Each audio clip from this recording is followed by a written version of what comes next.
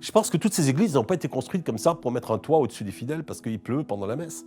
Elles ont été pensées à un moment donné pour provoquer quelque chose.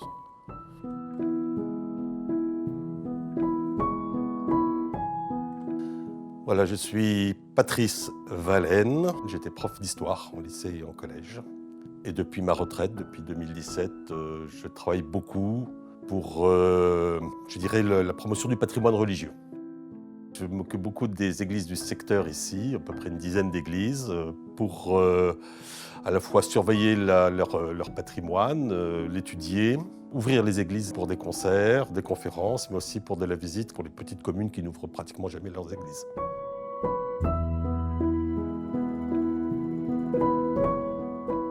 Ce sont des lieux en dehors du temps pour moi. Moi, en tant que médiéviste, je sais la façon dont le monde médiéval a considéré les églises comme étant des lieux intermédiaires entre l'agitation du monde et cet ailleurs, cette autre chose qui est la foi, qui est Dieu. Ce sont des lieux en parenthèse pour moi. Ça me met dans des dispositions d'ouverture spirituelle. À Saint-Brille-Vineux, l'église dans son ensemble est très belle. Elle possède un élément patrimonial tout à fait exceptionnel qui est un arbre de Jessé. L'arbre de Jessé, c'est la généalogie terrestre du Christ d'après saint Matthieu, et le psaume 72 et Isaïe. Alors l'œuvre est elle-même impressionnante par ses qualités esthétiques, picturales, historiques, mais elle dit aussi de la nature humaine du Christ.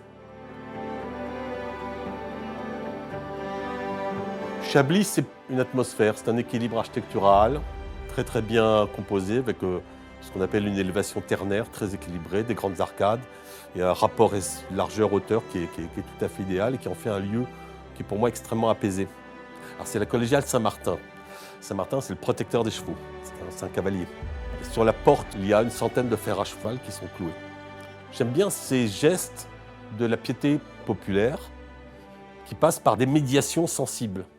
Nous sommes des êtres de chair et de sang et d'eau et on a besoin de matériel, on a besoin de concret, et on a besoin de ces repères-là. Moi, j'en ai besoin, en tout cas, c'est ma foi est jalonnée par des points sensibles et matériels. Quand je suis dans une église, j'ai envie de parler à Dieu. Il se passe toujours quelque chose. Puis il y a une émotion esthétique. Je crois beaucoup aux vertus de la beauté comme étant marqueur de notre identité avec Dieu. Dieu nous a créés à son image. Il y a quelque chose dans cette beauté qu'on est capable de faire qui nous dit quelque chose de Dieu. Dieu a droit au meilleur.